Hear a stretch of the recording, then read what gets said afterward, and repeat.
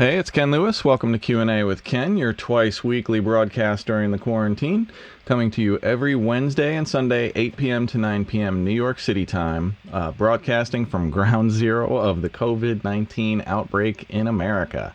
So if you don't know me, I'm Ken Lewis. I'm credited on 99 gold records, 57 Grammy nominations as a producer, mixer, arranger, songwriter, musician, vocalist, etc.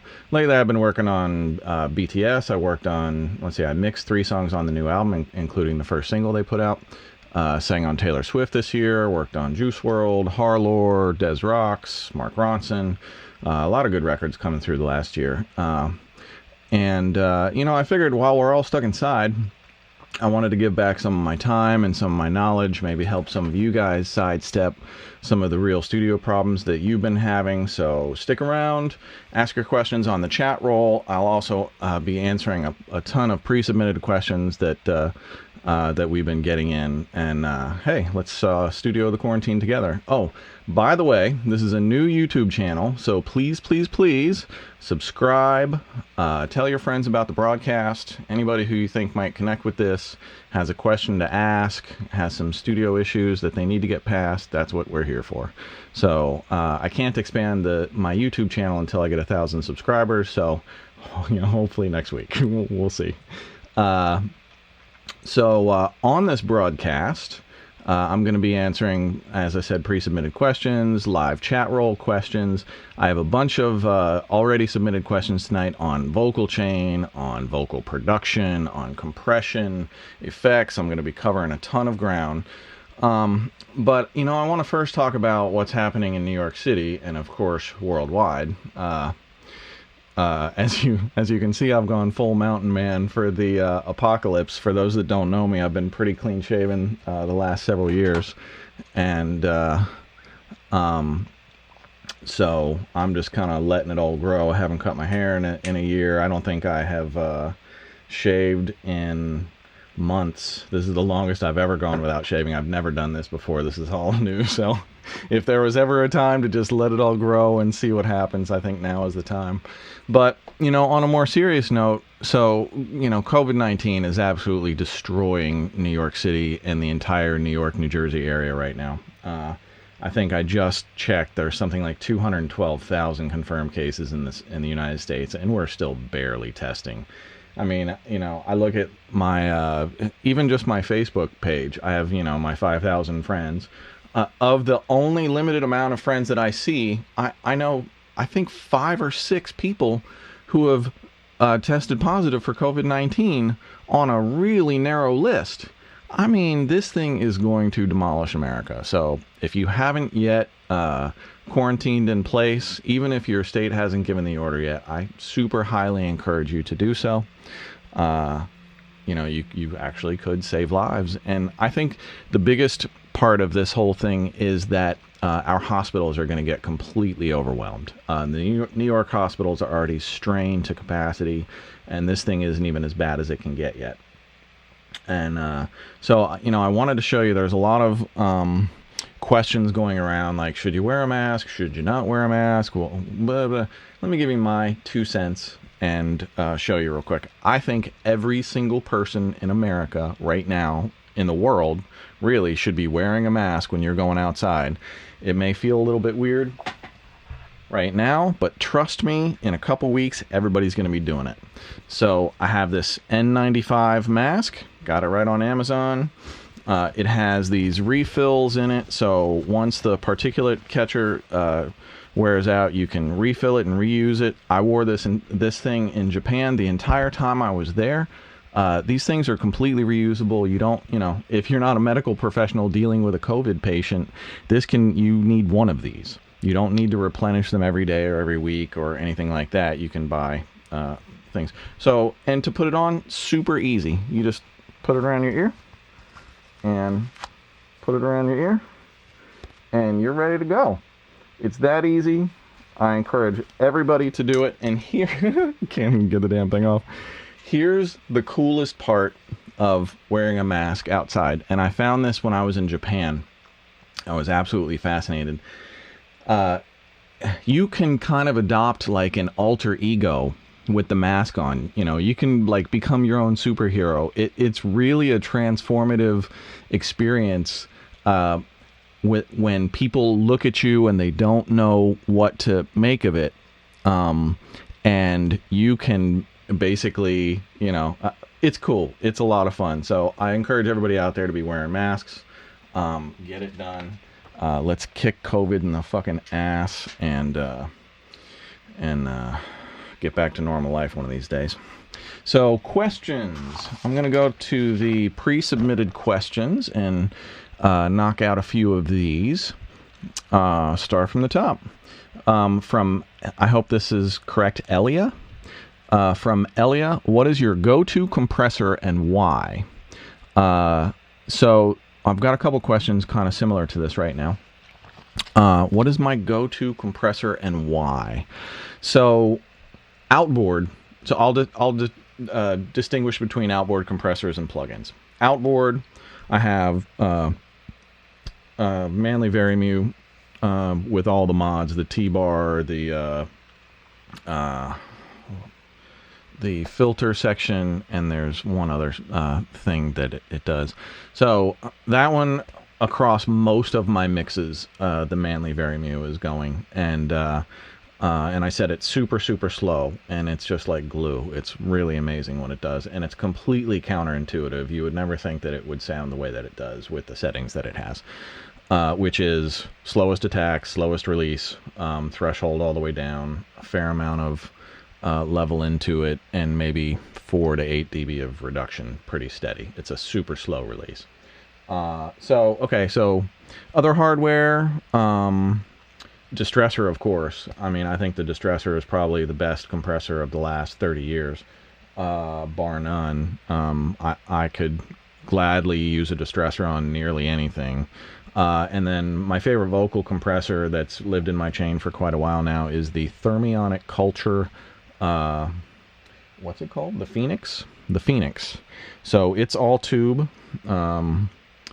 And my mic pre is all tube, and my microphone is a tube. So I like tubes. Anybody who tells you you cannot have a complete all-tube vocal chain has never heard my vocal chain. Actually, they almost certainly have and just didn't know it. Plug-in compressors. My go-to, I think of plug-in compressors like, what do I want to do with them? What's the goal? So I think if the goal is super transparent compression, the UAD 33609 is the most transparent workhorse, get the job done, and you don't really hear it.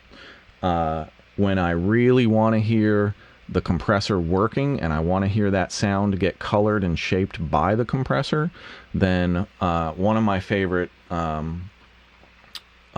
compressor plugins is the Kush UBK1 on splat mode. And I should probably... Let me pull something up and show you splat mode. What would be probably... Okay, I'm going to do this tipping point sprint mix later on at 9 o'clock. I'm going to do the sprint mix, but maybe there's something in here that I can show the piano on, or show this UBK. Here we go, piano.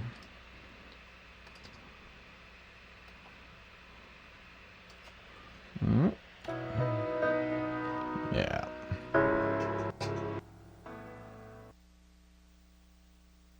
I bet I've already used UBK1 on this. It kind of sounds like it. Pianos are a favorite of mine with this because basically what this thing does is it lets your initial transient through, and then it just like clamps down on the sound, and then it just feels like it pushes everything forward. So it's like it takes a second to wake up, and then it's just like, and it pushes it as hard as you can. So I'm going to get a little bit drastic with it so you can really hear this thing working.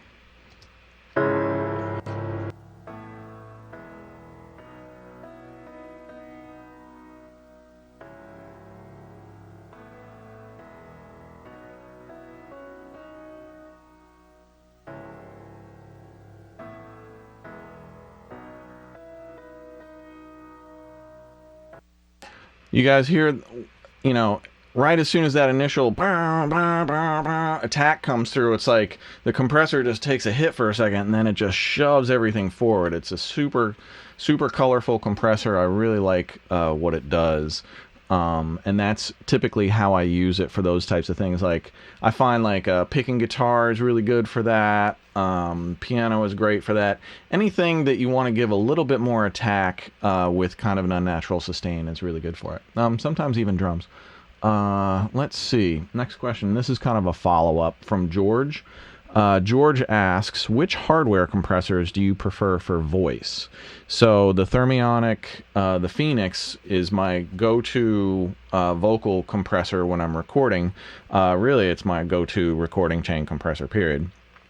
For outboard. Again, Distressor would be a great choice on live vocals. The retro stay level is great. That's modeled off of the Gates stay level.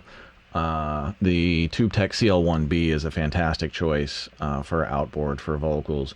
I have an old original run purple Avalon 737 with purple knobs, and I think they used to make 737s better, because that thing, I've recorded a gazillion people through it and it just has sounded incredible.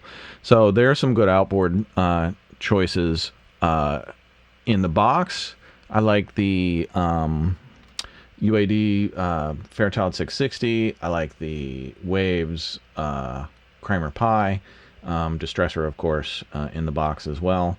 The UAD LA3A is kind of interesting as well sometimes. And then sometimes the 76s are good, like the IK Black 76 I'll use on vocals sometimes. Okay, moving on. Dimitri asks, oh, hey, Dimitri's from ISPRA in Toulouse, France, where I did a master classes for the last 3 years.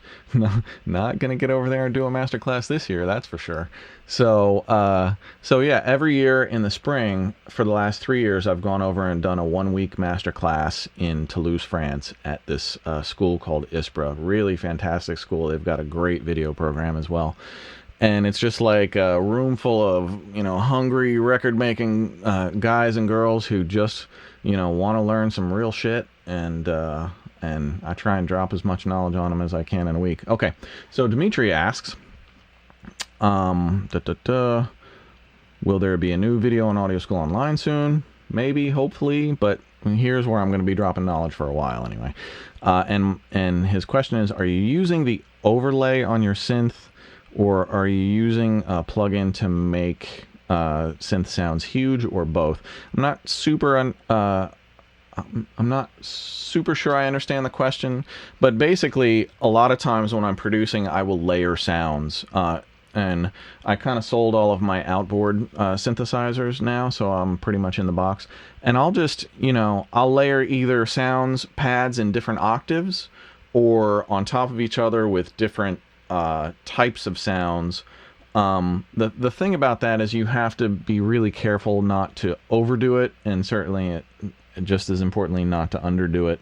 And of course that's per song. But I've found some of my favorite go-to soft synths lately, the Spectrasonics, not Omnisphere, Omnisphere of course, but Keyscape. Keyscape is great for cool, weird keyboard sounds. So, for instance, if you want like a pump organ, or like a 1910 Dulcinea, or some stuff that isn't coming out of other boxes, and certainly isn't coming out at that quality and ability to manipulate it, I find Keyscape is excellent. Kind of pricey though, and it takes up a ton of hard drive space. But Omnisphere is great. Other go-to synths, I don't know, the Arturia collection is great. The new Slate Anna is really dope, actually. I like that a lot. Okay. So, and then, okay, I'm not going to address that on that question. Okay. Another ISPRA guy. Matthias, bonjour from France. Bonjour, Matthias. How are you doing, man? Matthias was in the first masterclass that I ever did at ISPRA. Nice to hear from you. How are you doing over there in USA, and how can we end this global corona crisis? Well, Man, we've been quarantined for self-quarantined by choice. I'm not sick or anything. Nobody here is. I think we're going on 3 weeks now. I think it's 3 weeks tonight. And you know, we're in, man. This is going to be a long time.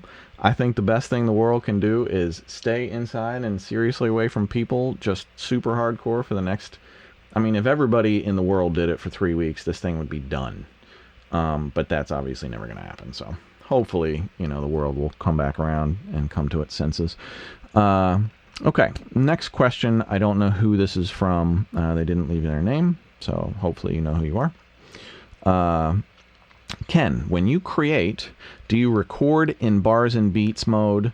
And when you mix, do you mix in bars and beats mode? Or what mode do you work in? So usually if I'm creating, I'm starting in Logic, especially if it's anything MIDI or loop based or anything like that. Usually I'm starting in Logic. I don't like using MIDI in Pro Tools at all. I think it's archaic.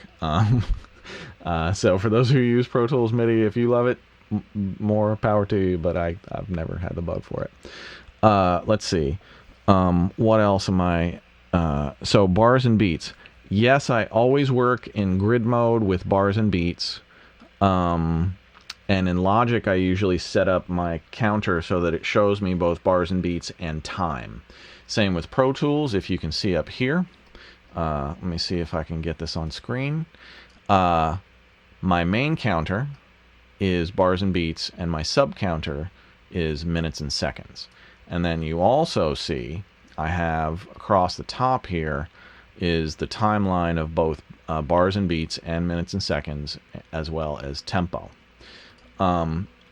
So that really lets me look at this and know exactly where I'm at in the song at any given time. And then the way I set up my arrangements, I'm not sure if this is helping, but the way I chop up and strip silence and set up my sessions is 808s at the top, followed by blue drums, followed by orange percussion, followed by green guitars, followed by yellow keyboards, followed by brown bridge section, followed by pink background vocals, followed by red lead vocal.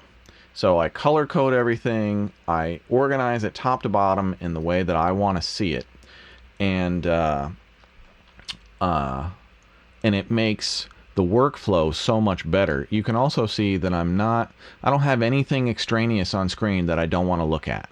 There's none of the crap all over the files, unless there are some times where I need to see that stuff. If I'm gonna do clip gain or something like that, then sure. But as soon as I don't need to see that stuff, I just, with myself, when I'm creating or when I'm mixing, I want to look at as little information as possible while I'm working.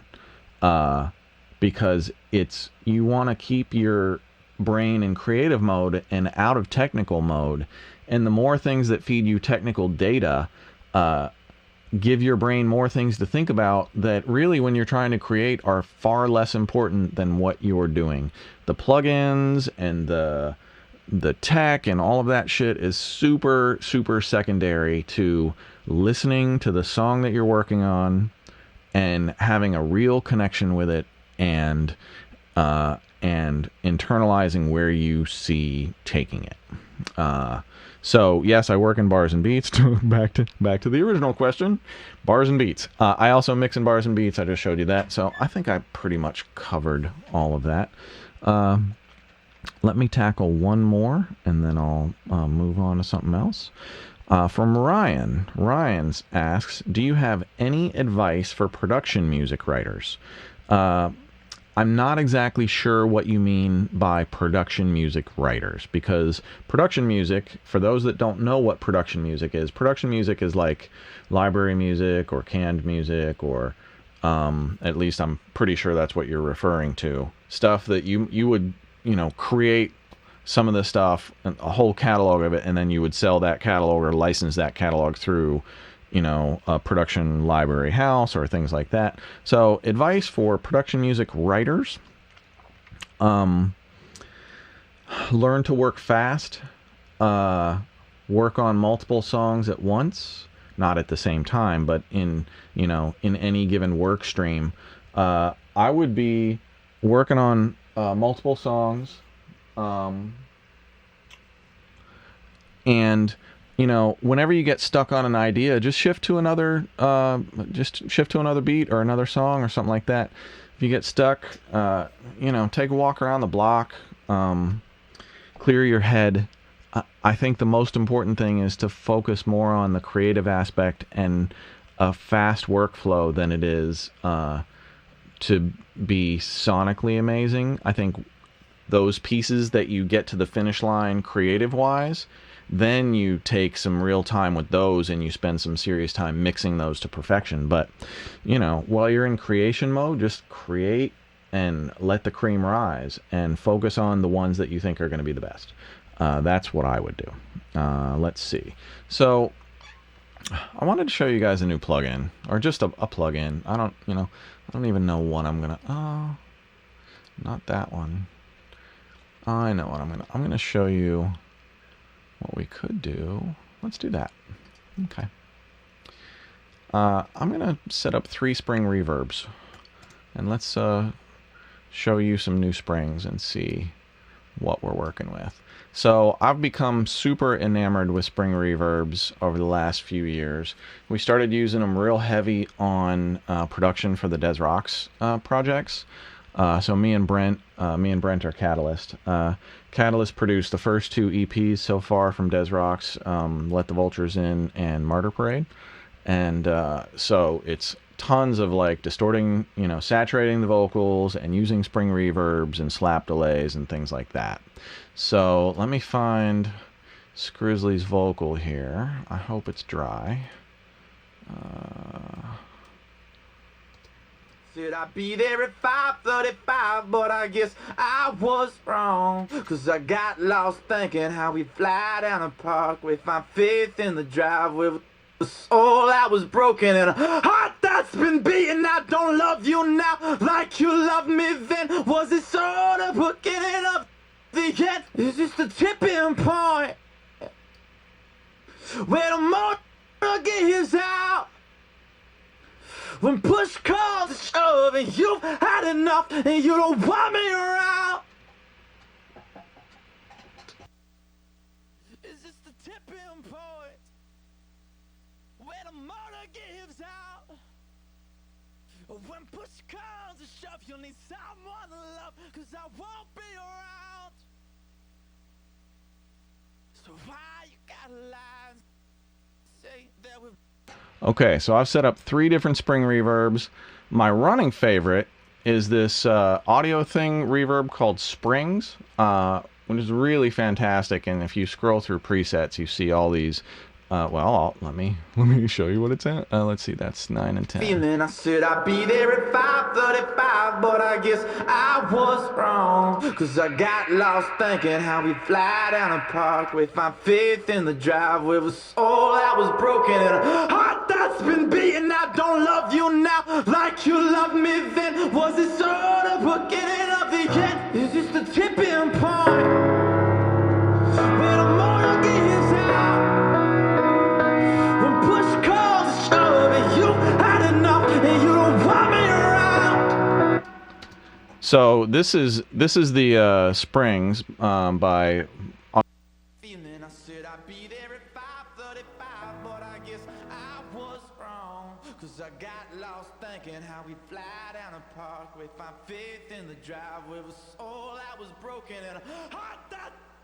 Okay, this is gonna be air spring reverb. Mute springs. Bring up air. Feeling I said I'd be there at 5:35, but I guess I was wrong. Cause I got lost thinking how we fly down the parkway, find faith in the drive. That's kind of nice and janky. I like that one.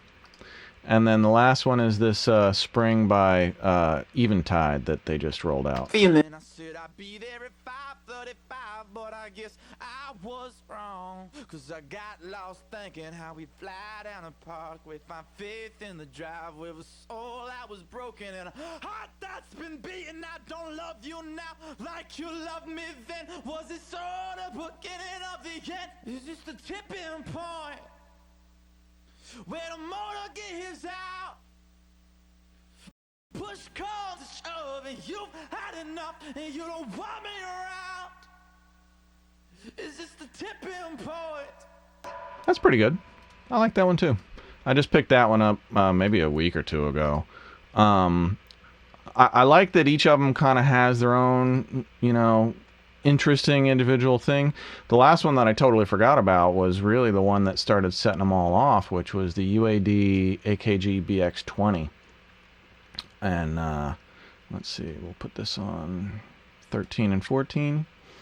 The BX20 is probably the most beautiful of the bunch, but it's I find sometimes it's just too pretty. Feeling I said I'd be there at 5:35, but I guess I was wrong, cause I got lost thinking how we fly down the parkway, find faith in the driveway, with a soul that was broken and a heart that's been beaten. I don't love you now like you loved me then. And it just carries. It's so nice.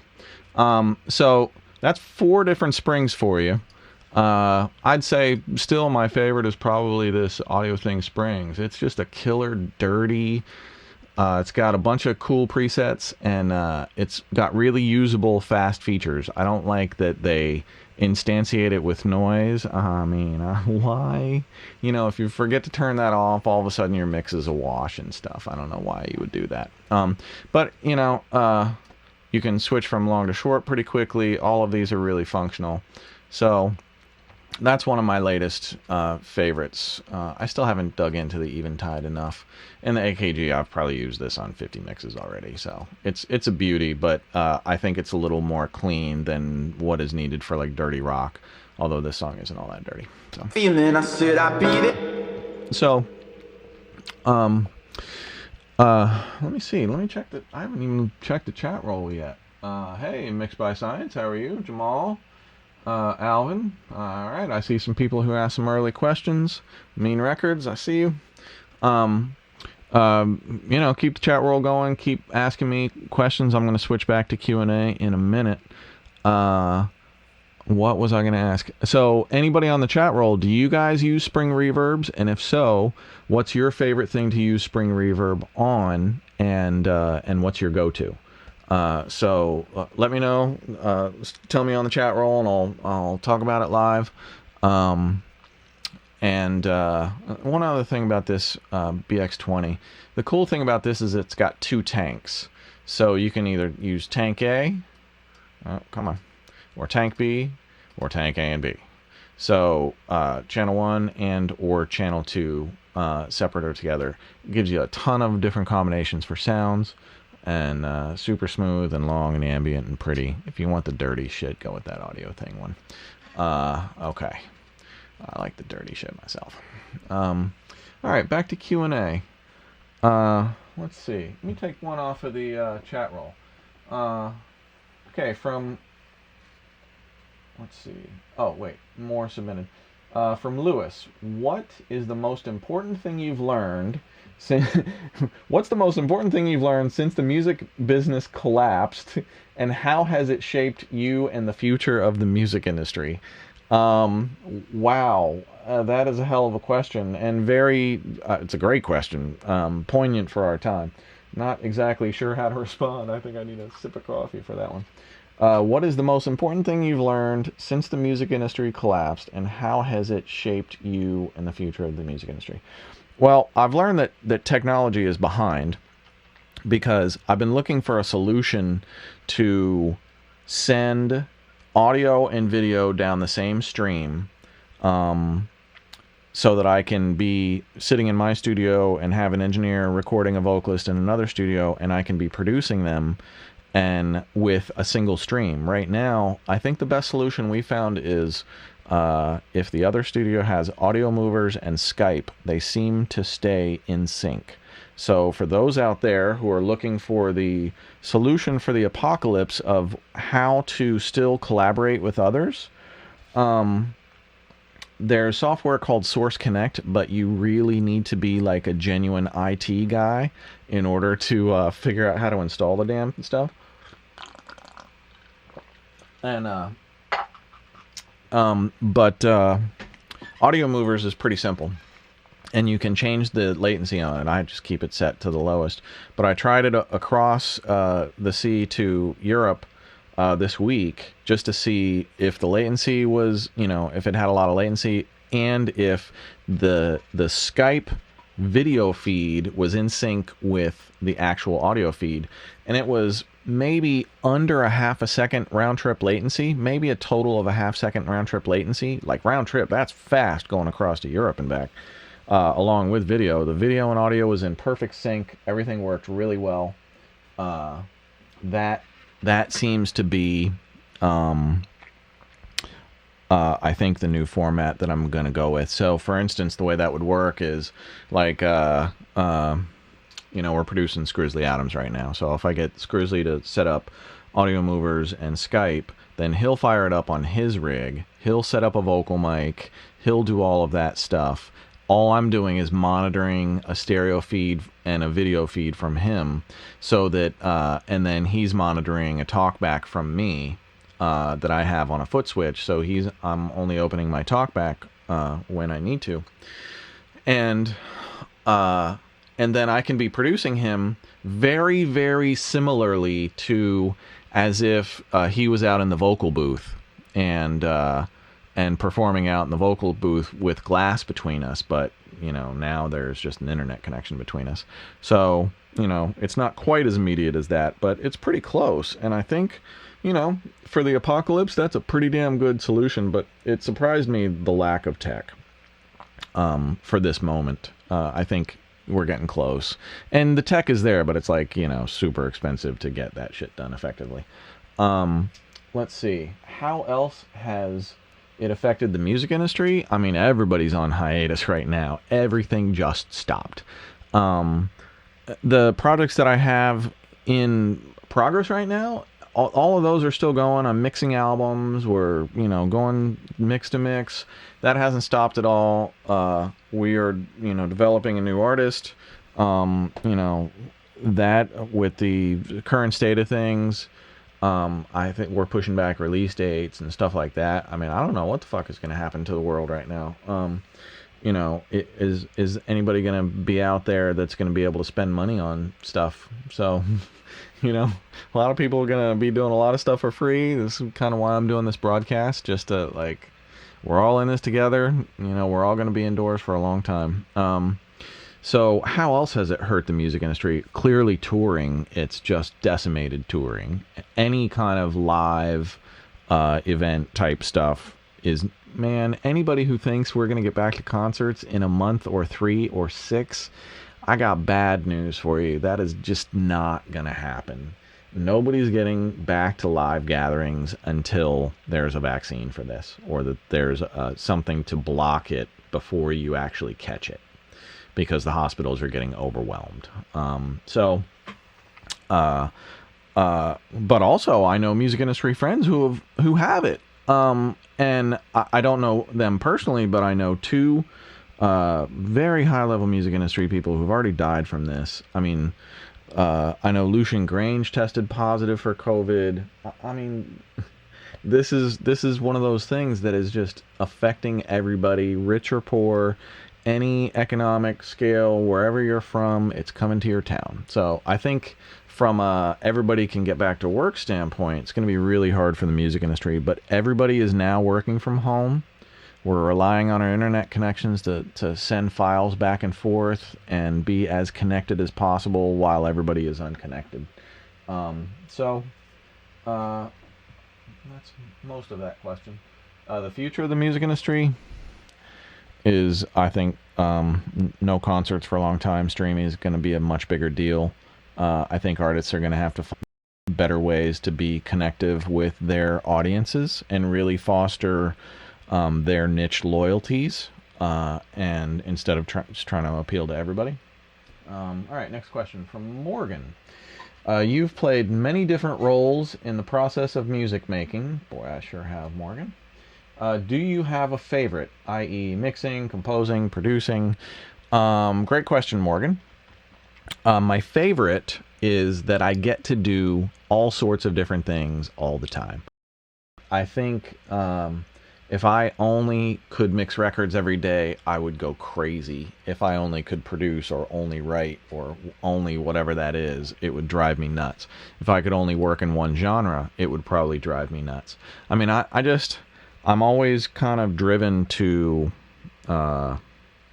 go wherever the opportunities are and be a sponge and try and just soak up as much knowledge and experience on every gig that I do.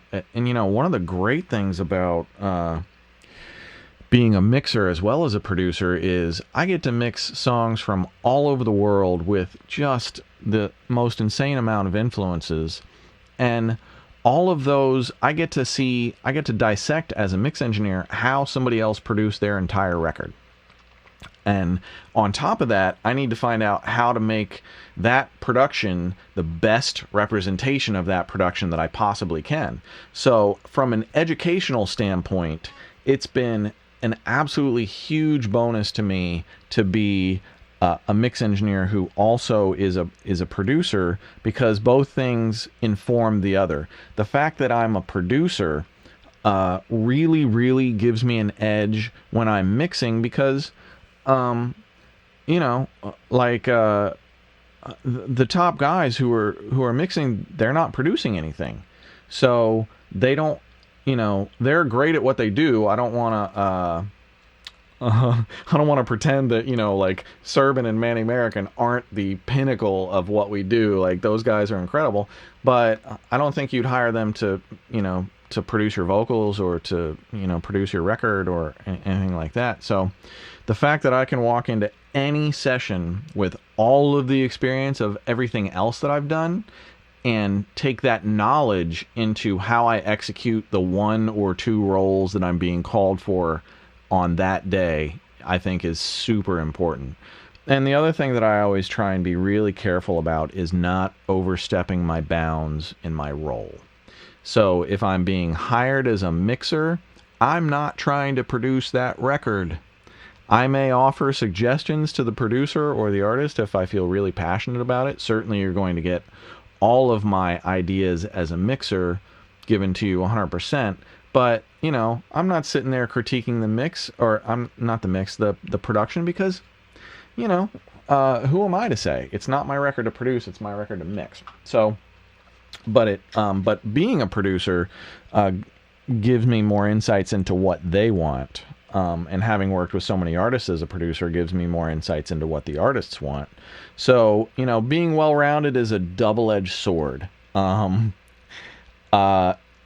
It means that I have enough different income streams that I'll probably never go without work, because if one thing dries up, something else is almost certainly going to come through. But it's a challenge to make any one of those things the big thing. And that's the thing. I think most people pick the one thing that you're best at in the one or two genres that you're most strong at, and go for it in that lane. And whatever you're trying to do, you know, I think it's generally easier to get a foothold trying to do one thing at the pinnacle of your ability than trying to do all things across the board. But I've had 28 years to practice, so after 28 years and, like, I don't know, 80 or 90,000 hours of making records, that now the ability to kind of tie all of those things together and pull all of my experience into everything that I do has been a super bonus for me. So the very TLDR answer to that is the fact that I get to do everything and not be tied in is my favorite thing. Next question. Let's see. From the chat. From the chat roll, Jamal Aaron. What makes Spring Reverbs stand out versus like Slate or UAD reverbs, or I'm sure you mean just any other reverb? So Spring Reverbs, there's all sorts of different types of reverb. For those that don't know, There's like plate reverb, which is an actual physical huge thin metal plate that hangs inside of a box. I have one in my garage. I have a EMT 140 stereo plate that wired from my garage up to my studio. But then you have, simulated halls and chambers and all these things. A spring is like, I like springs for their uniqueness and their dirtiness. It's not this pretty reverb. It's this gritty reverb. It's this realness. It's this... And the other great thing about springs is you don't hear them that often. So when you do hear a spring, if it's like a really exposed vocal and it's got this like cool spring reverb on it, that can really be a nice like signature character sound for you. I mean, I don't think we ever use anything on Des Rocks other than spring reverbs as far as reverbs go. It certainly would be a rare day to use something else, and it's just that, it gives you that dirt. That's that. Okay, back to the chat roll. From Angelo, any non-musical tips about working with clients in a way that makes them want to come back to you every time? Client relations, coaching them. Okay, I'm going to read that one more time from Angelo. Any non-musical tips about working with clients in a way that makes them want to come back to you every time? Non-musical tips. Yeah, I probably got a bunch of them. Non-musical tips would include being a real human being. Man or woman. I have seen so many people in the music industry get a little bit of shine, get one big credit on one thing, and all of a sudden they are some new person. I've had people with almost no credits and get, one or two or three real big things, and kid you not, treat me like, I ain't shit. So, my first advice: be a real human being, be humble, be respectful, try and think through. I'll tell you this: responding quickly and professionally is a big deal. If I monitor my email all the time, although I don't send my email to my phone because I don't want to be that accessible, but I'm still pretty accessible. Email comes through, I try and answer it right there. No matter who it is. If I'm not doing anything, of course I keep time for email, but responding quickly and professionally, I think, is a big deal. Keeping your responses short and to the point and thorough, I think, is a big deal. Non-musical tips, client relations, coaching. I mean, especially a lot of younger artists will ask me advice on, the industry. Younger producers will do the same thing. That's why I'm doing the Q&A. I just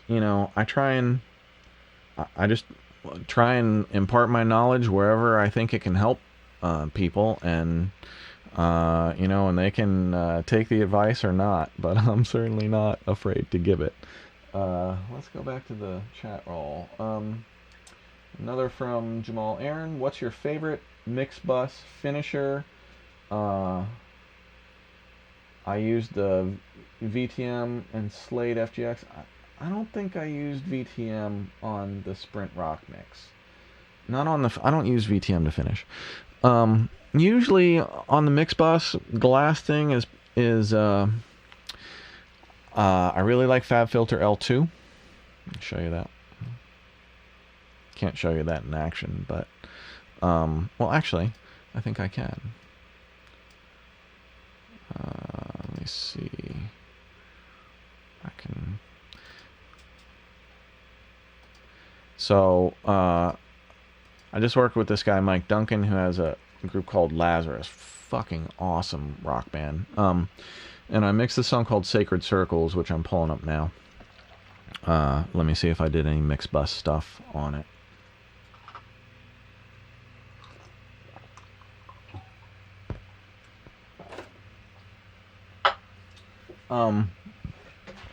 The other thing that I totally forgot to mention as far as how you grow your clientele is treat all of your clients the same and give 100% to everything that you take on. If you are not willing to put 100% into that, don't take it on. Don't do that to somebody who's willing to give you money for your talent.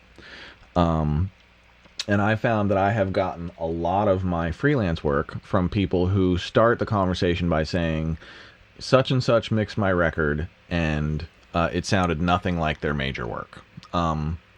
So, two things to kind of know there. You know, most big mixers mix their big hits in big studios on big consoles and whatnot, and they mix their indie work in headphones on a, you know, laptop in their apartment, and you know, you see the difference. Okay, so back to this. Slate Digital. I only use FGX most of the time anymore for the meter. I love this meter. I tend to dial in see, it's bypass, so it's not affecting the sound. I dial in my... It's in the DNA, inside your veins, the fruits of life, it must remain the key to all the things that are and where start to drag our feet along the path instead of finding out what's up ahead. So look before you leave, else you may find yourself among the nerds who have shown me. It's in the DNA, inside your veins, the fruits of life, it must remain the key to all the things that are and where start to drag our feet along the path instead of finding out what's up ahead. So look before you leave, else you may find yourself among the nerds who have shown. This is still even a little bit loud for my mix bus. Usually, I'd say verses would sit around, and this is on the Slate meter. Every RMS meter is slightly different, but I'm talking RMS now. Typically a verse in a mix of mine would sit somewhere between like -12 and -9 on the RMS average. So you'll see it kind of maybe depends on the song. This has got a really driving loud verse, so it's going to be a little bit more pushed verse. And the choruses I may go to -8 or -7, especially if it's got a lot of low end content. Low end tends to drive your mix bus much harder. So, you know, a mix when driving it like -7.5, -8 is going to be just as loud as a mix without as much low end at like -9 or 10. Perceptually, like in the mid range, I'm talking. Let's see, did I answer that? Yeah, I think I did. Okay. Roy Wilson asks, do you still work with Brent Kolatalo, Ingrid Michaelson? What else have we been chipping at? Drake. We do a lot of additional production for bigger producers like Mark Ronson and Jack Antonoff, people like that. So Jack will call me for like designated hitter kind of shit, like one or two little roles that, you know, just need to be done by somebody who knows what the fuck they're doing. And you know, that's what fostering those relationships over time and really always delivering your best work does for you. The repeat business is where it's at. You know, the one and done business is a complete waste of time. It's, you know, I could probably live off of repeat business right now and be comfortable. So always do your best work. So, all right, I wanted to change gears a little bit. I'm going to do story time with Ken. So I figured I would drop a little bit of story on, you know, some past music industry stuff. So for those that don't know, I produce choirs. It's not my choir, but it's the one that I use. The Blessed Choir, led by the incomparable Alvin Fields, who's a dear friend. Me and Alvin started working together on My Beautiful Dark Twisted Fantasy. That's me and Alvin chanting on Power. A, A, A, A, A. That's me and Alvin. So, let's see. Well, so Alvin leads my choirs, And I get this call one day from J. Cole, out of the blue. I'd never talked to J. Cole in my life. This is 2013, 2012 maybe. And J. Cole calls me. It's like 6 o'clock on a Saturday night. And he says, is this Ken Lewis? And I'm like, yeah, who's this? He's like, it's J. Cole. I'm like, hey, J. Cole, how you doing, man? He's like, I'm good. So I might want you to do some stuff. And we start talking, and I can hear him, like, typing on his laptop.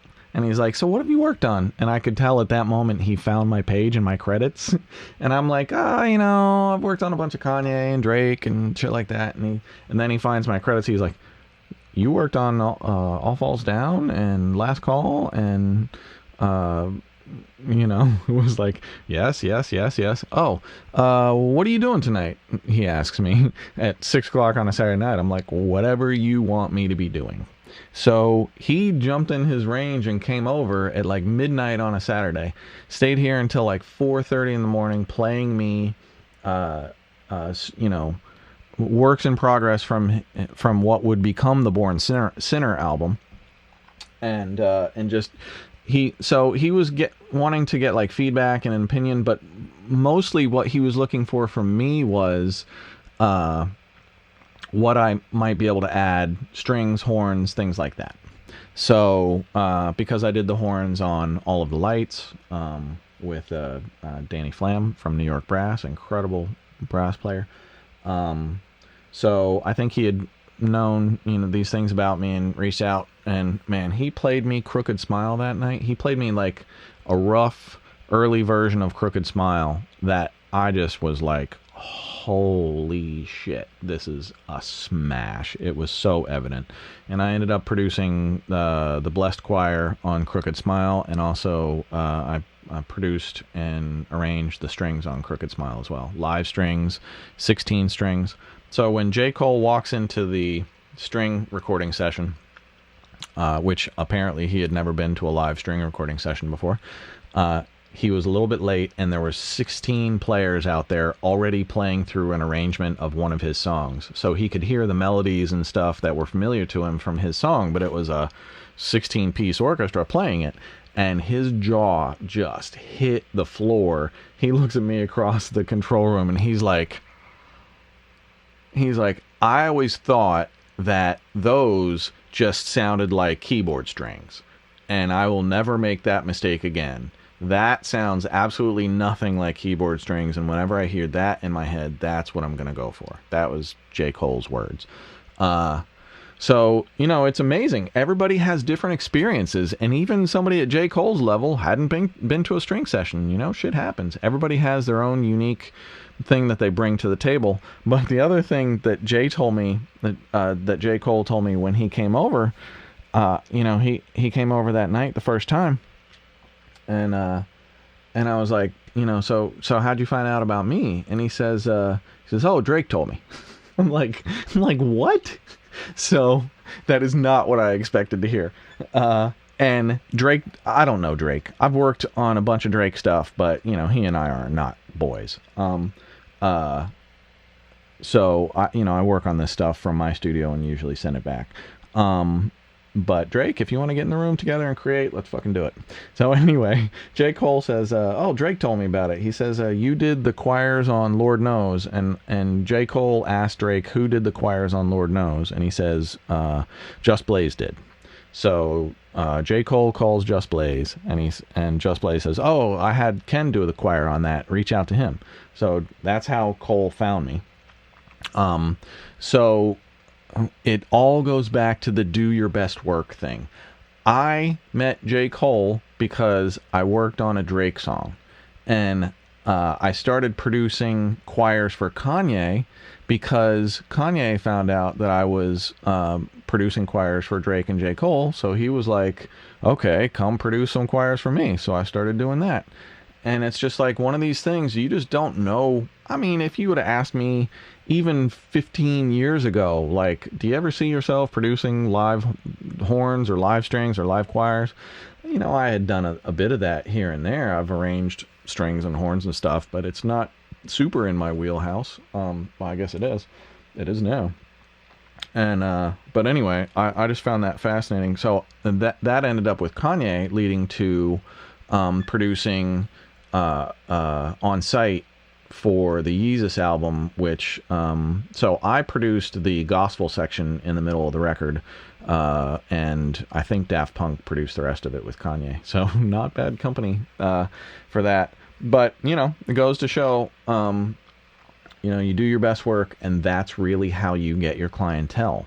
It's, your credits help. Your credits are why people hire you the first time, but what you do after, when they hire you to work for them will determine whether or not you ever work for them again. And you see this series of how your career builds. This is how you build a career. You go one foot in front of the other every single day until you have enough credits, and you wake up one day and the phone is just ringing without you having to go look for work, because enough people have heard about you and found out about you and seen your credits and things like that, that you'll start getting calls. So let me go back to the Q&A for a few minutes before I do a sprint mix, and then I'm going to put myself under the gun and knock out the Skrizzly Adams sprint mix. I did it a few weeks ago, but apparently the sound was horrendous, so I'm going to try and do it again tonight. Okay, from Roy. I'm struggling with using multiband compression. What tips would you give on how to improve and get better at using this tool? Well, Roy, I got to tell you, I don't really use multiband compression very much, and I don't really understand it super well. I also I don't use parallel compression a whole lot, although I've been noticing on a lot of plugins lately, like the Slate Monster plugin in their virtual mix rack is one of my favorites, and it's got a wet dry, so you can kind of do parallel like that. Let's see. So sorry, I don't really, I think the takeaway from there is that everybody uses different tools, and everybody gets to a finish lines in different ways, and that's one of the beauties of music. Okay, from Stu. Any new school hardware vocal chains you're feeling? Man, I haven't gotten any new school hardware in ages, but the one thing that I will say that I've heard from a lot of people is the new Slate microphone is supposed to be really, really good and really versatile, and I've heard that from a bunch of people who should know. So, my vocal chain is old school, high quality tubes and,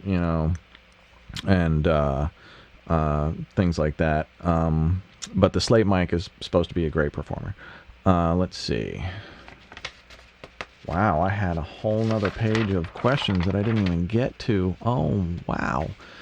So, yeah, I didn't get to a few questions today. So I think what I'm going to do question-wise is I may answer a few on my Instagram story throughout the week. So I'll be checking Instagram at Ken Lewis Producer.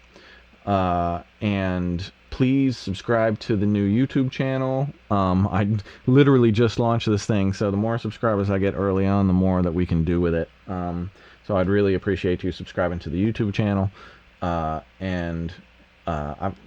gonna keep broadcasting Wednesdays and Sundays, 8-9 p.m. We're gonna go a little overtime tonight, but there's no rules in the apocalypse. We're all just trying to get by. So if I didn't get to your question tonight, I'll try and answer it on my Instagram stories, or I'll try and answer it on Sunday night's broadcast. So please tell your friends, let them know Sunday night, 8 p.m. Eastern, I'm going to be doing another broadcast. Submit your questions early. I'll get through as many of them as I can. I haven't had a ton of time to set up the broadcast, so I'm hoping next time to have a bit more examples and focus and things like that. But for now, it is what it is. So, I am gonna do a sprint mix, and I might as well make good use of my lights. So this is, I'm gonna zero this. Oh, I gotta get back to Skrizzly Adams, don't I? I really want to show you that Sacred Circles mix, though. Sometime I will. That's a really dope song. All right. So the sprint mix that I'm going to do tonight. Okay, let me tell you a little bit about sprint mixing. I have a school, audio school online. And there are a bunch of sprint mixing tutorials on it. They're more like drills and exercises than tutorials. So the idea of a sprint mix is to mix a song start to finish in 10 minutes, come what may. Start, faders down, everything normalized. After 10 minutes, you stop. Whatever you have, you print. You reset everything back to nominal, and then you go again, and you do, you can knock out 5 of these in an hour. And I set them up in 6 different levels, from super, super basic. If you're a brand new mixer, level 1 is where you need to be. It'll get your feet wet. It'll show you how to start blending and balancing things. Level 2 gets increasingly harder. 3, 4, 5, 6. 6 is super Jedi level. You got to be a beast in order to get through level 6. So I'm going to put my money where my mouth is and do a Jedi level 6 mix of Skrizzly Adams Tipping Point. I do have the little advantage because I produced the song and recorded it and mixed it, but it's been a while since I've really tackled this.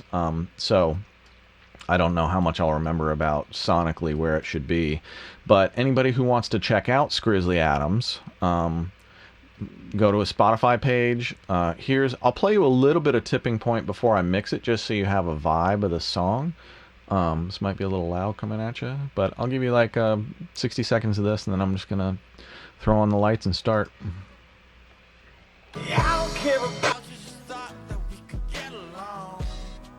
It was high on a feeling. I said I'd be there at 5:35, but I guess I was wrong. Cause I got lost thinking how we fly down the parkway, find faith in the driveway, with a soul that was broken and a heart that's been beaten. I don't love you now like you loved me then. Was it sort of beginning of the end? Is this the tipping point? Where the motor gives out, when push calls to shove, and you had enough, and you don't want me around. Okay, so that's like the full long mix of like God, it had to be 200 tracks. It was so much. And what I did was I stemmed it all. So I mixed it to completion. I took that mix and then I stemmed it out. So all the stems mostly sound pretty good. Some of them are drier and less affected than others. But this is more about striking balances and finding relationships between instruments and vocals, and making very, very fast decisions, living with them, moving on, and really trying to get everything together and listenable as fast as possible. Now, where this might come in handy is, you're in session, your artist is sitting right next to you, and they want to cut vocals like right now, and you need to rough mix this song. Here's your real world thing. And the other real world thing from a freelancer standpoint, I used to do jingles every now and then when the jingle house would want things to sound like a real record. One day I had to come in, set up, mic, record drums, bass, guitar, vocals, and mix all in like an hour, hour and a half tops, start to finish, submitted and done for a Ford commercial. And talk about pressure. I mean, you got to know what you're doing. You got to be super confident in your actions. You can't second guess yourself. You can't think through this stuff. You can't, worry if, did I do the right thing? Sprint mixing really trains your instincts, and it lets you stop worrying so much about the tech, and focuses you on listening to the music again and making your decisions based off of what the music is telling you to do. So without further ado, I'm going to put my money where my mouth is. I'm going to put 10 minutes on the clock. Let's see, timer. Let's see. All right. There it is. All right, here we go.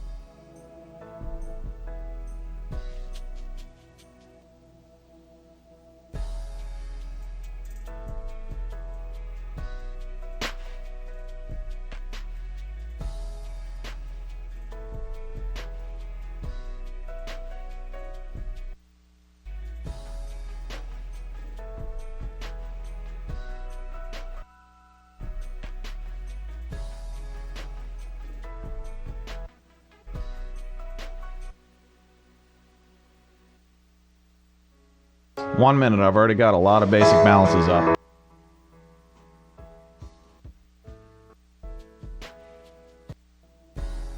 So one of my strategies with this is to go section to section really fast, try and get that section locked in and move on.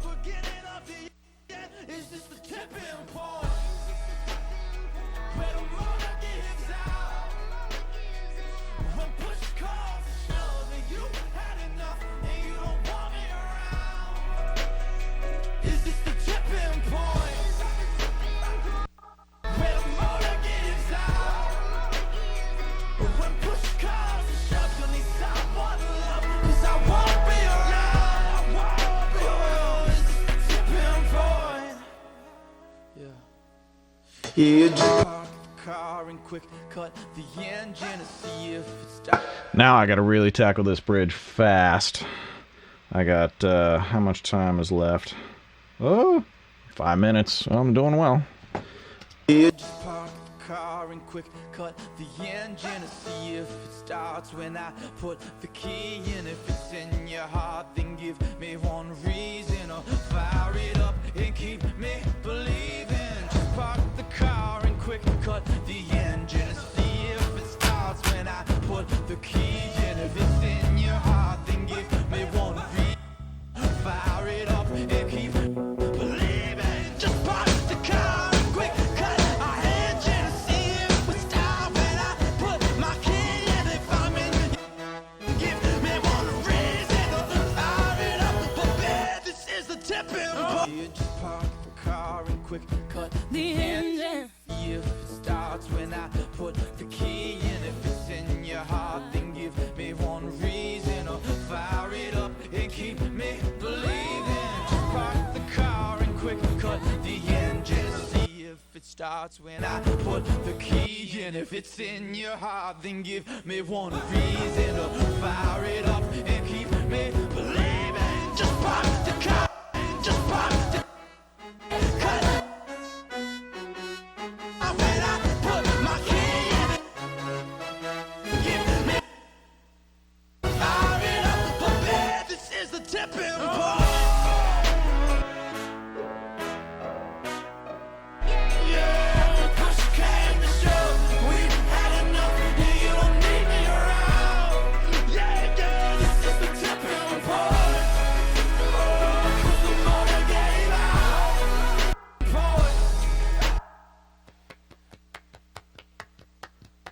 We created that loop ourselves.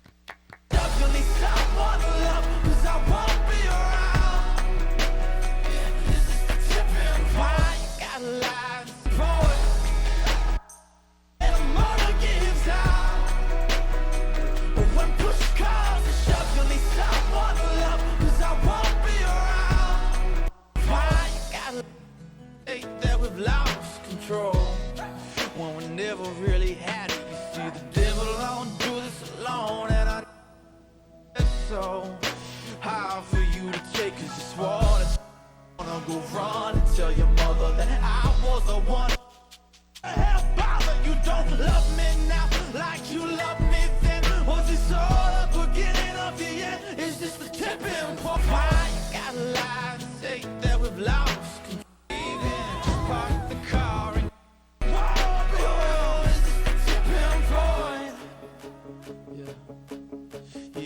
Park the car and quick cut the engine and see if it starts when I put the key in. If it's in your heart, then give me one reason to fire it up and keep me believing. Just park the car and quick cut the engine. If it starts when I put the key in. If it's in your heart, then give me one reason to fire it up and keep me believing. Just park the car and quick cut my engine. See if we start when I put my key in. If I'm in your heart, then give me one reason to fire it up. But man, this is the tipping point. 'Cause the motor gave out. Yeah, push came to shove. We've had enough, and you don't need me around. Yeah, this is the tipping point. 'Cause the motor gave out. Yeah, the push came to shove. You've had enough, and you don't need me around. Yeah, this is the tipping point. Those horns are a little loud at the end.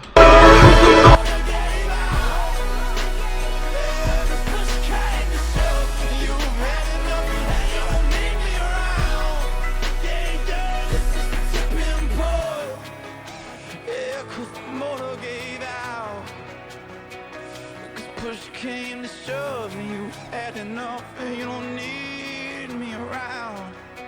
This is the tipping point where the motor gives out. 'Cause push came to shove and you've had enough, 'cause I won't be around. This is the tipping point. Yeah, 'cause the motor gave out. 'Cause push came to shove and you had enough and you don't need me around. This is the tipping point where the motor gives out. 'Cause push came to shove and you've had enough, 'cause I won't be around. This is the tipping point. Done. Ish. It's a good rough mix. Not bad for 10 minutes work. I think, yeah, I have 32 stems here. So, and you figure 10 minutes, 32 stems, you've got to balance, 3 stems a minute correctly, more or less. So that's about how much time you have of critical thinking and decision making between every single decision that you make, giving yourself time to come back. So, hey, thanks for hanging on the broadcast. We'll be back Sunday night, 8 p.m. for another one. Submit your questions early, get them in. I'll try and structure the broadcast as best I can and show you guys some new shit. Please subscribe to the YouTube channel and tell your friends about the broadcast and get them to submit their questions. So I'm going to sign off for now. Thank you for tuning in, and I'll see you Sunday. Hanging in the apocalypse.